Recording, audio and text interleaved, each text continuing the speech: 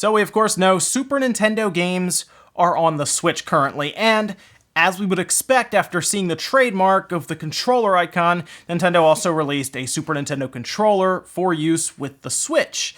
Now, I was curious how this would actually be when it came in, and I figured today we'll unbox it. I have some things to say about it as well. We'll open it up, and we'll also compare it to the Super Nintendo Classic controller, which is, I guess, the last new Super Nintendo controller that Nintendo themselves made, and we'll take a look at what I would consider a close competitor. It's a little more expensive. It's the SN30 Pro.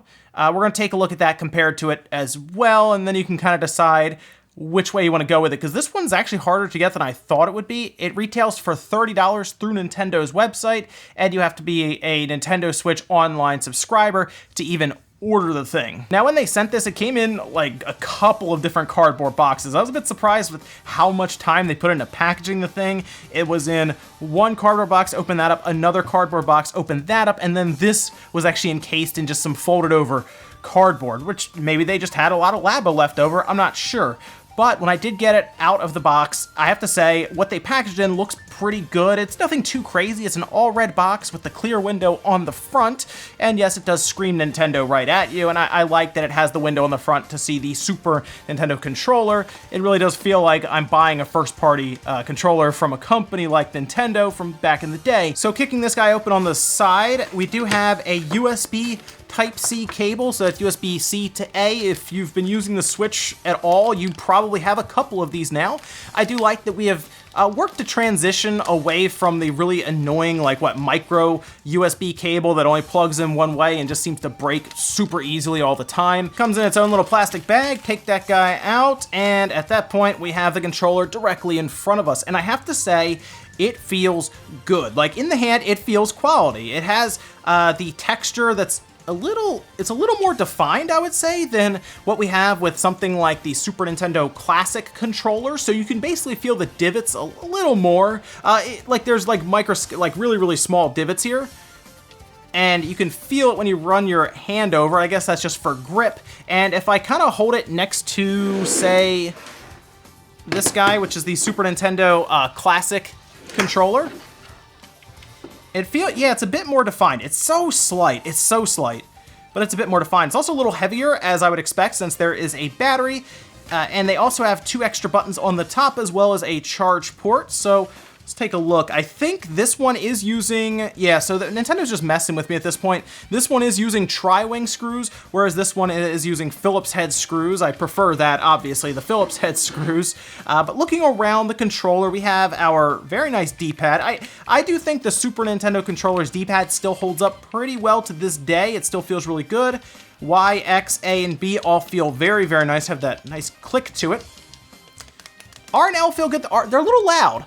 I'll admit, this is a little surprising to me. Like, you can hear it, too, if I hold it up. Like, R sounds all right, but then I switch over to L, and it almost sounds mechanical for some reason. I have no idea. Why does L sound like that? I don't know. I don't know what happened here. We also have ZR and ZL. These are tactile clicks, so think of like a sync button, for example, on an Xbox 360 controller, just as an example off the top of my head. That's kind of what that's like. It's not as much travel as what you have with your Joy-Con shoulder buttons. Definitely not that kind of travel, a little less, but they are clicky buttons. Start and select on the front feel good. Flipping over to the bottom, we have our sync button. And what's really funny is that they use the same kind of pattern that 8-Bit Do uses right here, where it has kind of the window on the bottom for up to 4 players, obviously. And they use a similar setup there. They actually even use the same color. This is green as well as this one. Kind of funny, I'll admit that. That is interesting to see that.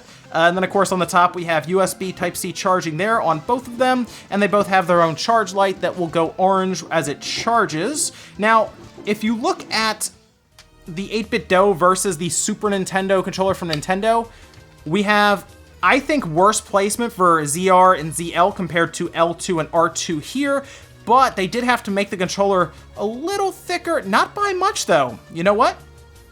Not as much as I thought they would have to. I prefer the L2 and R2 being here. I think the one thing they had to do though was make L and R thinner, and that is a drawback considering with Super Nintendo games, you're not going to use ZR and ZL that often, and that, of course, is what this was designed for. Now, I went ahead and turned on my Switch Lite here so we can sync this guy up. There was something really neat that I noticed when we get this guy synced up. So you can see the button on the bottom here, flashing back and forth, it syncs up. And what I like about this is that it has a Super Nintendo controller here, and it's very, very detailed. I mean, normally we see like the Joy-Cons, for example, or the Pro Controller. They don't have this kind of detail. I mean, you can make out everything on here. All the buttons have their own colors and all of that. It has a Super Nintendo logo, has different shades of gray and everything. And you can see it is very, very close, almost exact as what we're used to with the Super Nintendo controller. I like that though, that is pretty neat. Okay, now that we're into the Super Nintendo app that this of course is designed for, we can take a look around. Now we have this bar on the left side that appears to have changed in accordance with having the Super Nintendo controller hooked up to it, which is a neat little touch, I would say. It even shows the Super Nintendo controller at the bottom here, where it tells you that you have a home button, which is ZR, and then ZL is capture. So you have both of those. Let's go ahead and jump into a game. We'll of course get into the classic, which is Mario World here. So if I want to suspend, I can also just press these two buttons. They are out of the way, and it won't work for every single game to have that. Like, if you play anything outside of the Super Nintendo app, those buttons do not operate in that fashion, okay? So they have this specifically set up in the app that's designed to recognize this controller so that you have basically a home button and a capture button without actually having them on here. That is, I guess, one benefit that you would have with something like the 8-bit DOE SN30 Pro is that you have buttons already set up everywhere. This can play every game, this cannot. So you have to keep that in mind when you purchase. I know this one here is $15 cheaper, but I guess you also have to be a member of the Nintendo Online, so you have to keep that price in mind as well. So let's jump in here. I'm kind of looking at it from an angle, but we should be able to make it work. The D-pad feels good. Going back and forth is a good feeling D-pad. This will also work well in Tetris 99. Played it myself on the other Switch, and it works much better than the Pro Controller. As I would expect, this is a Super Nintendo D-pad basically, so it makes sense to me that it would work well there. I did not have a great time trying to get this to work on PC, so if you had the idea of connecting this to your PC and using it, it didn't seem to detect it through just plugging it in with the cable, okay? I had to basically sync it up through Bluetooth, and even then it did not find it easily.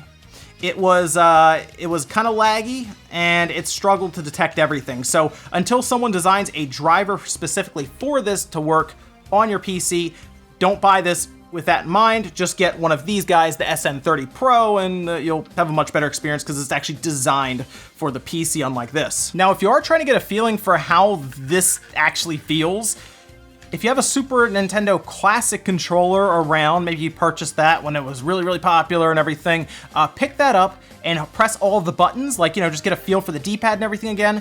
That's what this feels like. I have a strong feeling they're using similar D-pad and buttons and everything inside of here. So if you were really happy with this controller, this one will work really well for you for the Super Nintendo. Of course, it is wireless and everything, USB-C charging, so just keep that in mind. Okay, so let's go ahead and open this guy up now. Again, tri-wing screws on the bottom. Nintendo's just messing with me at this point. I don't know why they do this to me, but hey, we'll get through it. Tri-wing drivers are very easy to find now. A lot of times you'll buy a part for a system that needs it, and they'll just throw it in with you. They're not the best quality ones, but as you can see here, this red handle one came with, I think, an analog stick I bought at one point for the Switch, and it gets the job done. These screws are pretty solid. They don't strip either, so pretty straightforward there. All right, and with all the screws out, we can open this guy up, and we have our battery, which looks to be a Joy-Con battery, 525 milliamp hours. Yeah, this appears to be them using their Joy-Con batteries in this. I mean, it makes sense. You have them. They should work fine here. And you know what? I would expect, looking at this anyway, similar, possibly even better, battery life for this compared to the Joy-Con controller. So there you go. I think you could get 15 to 20 hours out of this. I'd have to test it over time, but looking at this, yeah, I would expect very, very good battery life out of it. Now we have a couple of Phillips head screws because, of course, Nintendo changes over to Phillips head screws for whatever reason whenever you get inside their products. I don't know why they do that, but they do. Maybe it's just easier going down the old conveyor belt inside, but We can get this guy out, unplug it, because it's just clipped in, so it is modular. I guess technically down the road, if we ever needed to replace them, you got a Joy-Con battery, and it should just slap right in pretty much. No problems there. Very cool. Interesting stuff here, because we have our antenna, which is this guy right here. It's actually running along here, and then it uses right here the shoulder button on the left side, so that would be L right there. That's actually part of the antenna. So it's a little longer than this side, which is R, and that has to do with the antenna placement here. And I guess your finger wouldn't get in the way of that. And I think the reason they did that, looking at this, is because they had their tactile buttons here for ZR and ZL, and those would have been in the way of the antenna. So that's a clever trick, clever idea to get that out of there, because I do know we've seen 8BitDo and others put them either on the top or on the bottom, and that's worked well to make it part of one board. I guess Nintendo figured that they had to run it to the shoulder button to make it all work out. So let's get this guy out of here, because I do want to look at the D-pad. I'm expecting it to look very, very similar. There we go. That out. I'm expecting it to look very, very similar to the Super Nintendo D-pad. In fact, I don't really think it's going to look too different. I just want to take a look at... oh, look at that. That's interesting. So what they're doing here with the buttons, and this makes some sense, I think, and it's a good thing. They have multiple points here, so they have 1, 2, 3, 4 points that could short. Okay, so when you short these together, it counts as a button press. That's how that works. And they have 4 different points here, and I think the idea of that is if they have pairs of them, essentially. So two pairs of lines that can short out. And I think the idea of that is if you press the button on one side, or you almost miss, but you still kind of hit it, it will still press. Now on the flip side, that means that these buttons should be fairly sensitive, which some may not like that as much.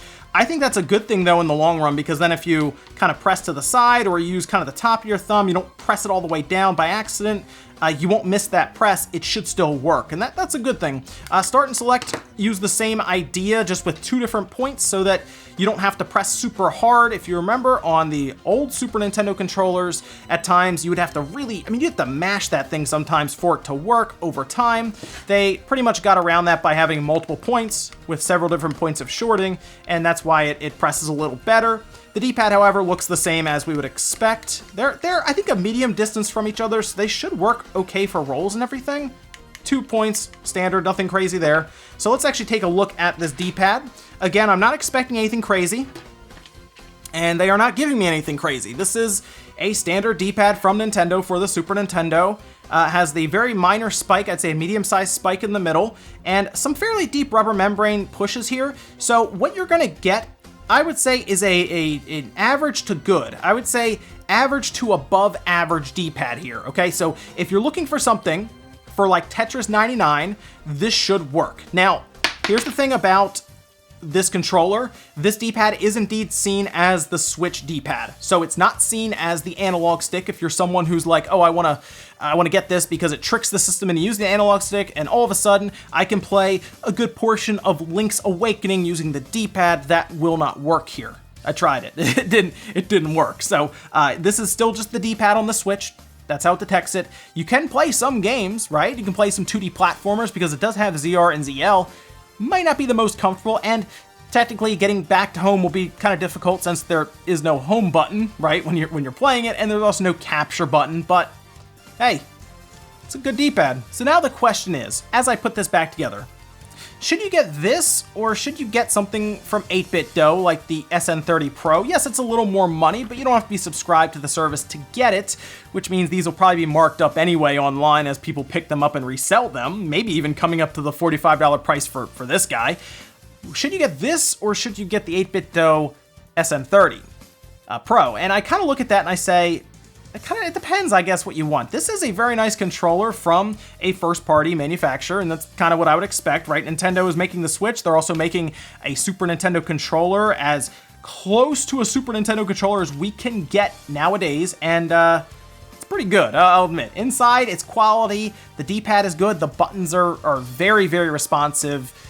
I like it. It's a good controller, but it's also limited in its use. You have to keep that in mind. See, you're not going to really use it for a lot more outside of the Super Nintendo app. I'm sure eventually people will create a driver for this to work better with the PC, and then it might be more compelling, especially if you can get it at $30 and you can play all of the different games on PC that I'm sure we all legally own, right, on our PCs, that would actually be a bit more compelling. But at the same time, the 8-bit DOE SN30 Pro exists for the same thing.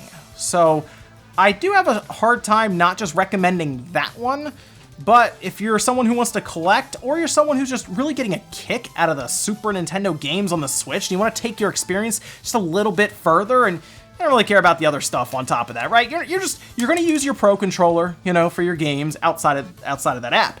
Yeah, pick this guy up for $30 if you can find it when it comes back in stock, or you get lucky and people just decide to sell it for $30 around you. Yeah, pick this guy up. It's a good controller.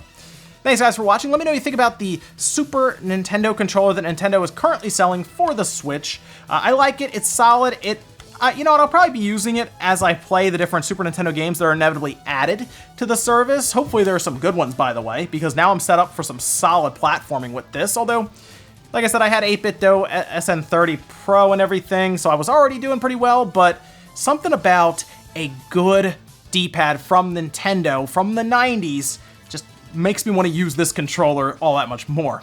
Thanks guys for watching. Make sure you like the video on the way out if you enjoyed it, dislike it if not, and I'll see you guys next time.